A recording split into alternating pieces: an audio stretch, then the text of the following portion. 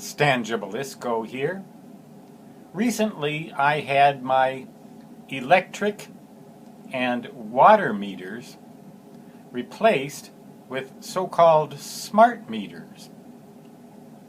The old stupid meters replaced with smart meters that have new features, supposedly, both good and bad, and I did not resist the efforts of the utility companies to install these meters. My gas meter has been the same for a long time.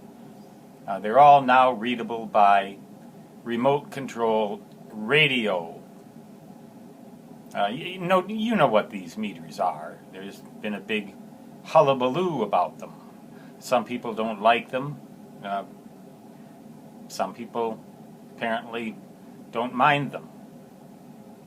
My question to you is, if you have had any of your utility meters, or all of them, replaced by smart meters, have you noticed any change in the rate per month, the cost per month of that utility?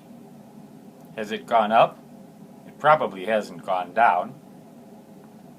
I'm just wondering, sort of taking a poll, as I occasionally do. So comments are open, and we'll see what you have to say. What's your experience with these meters?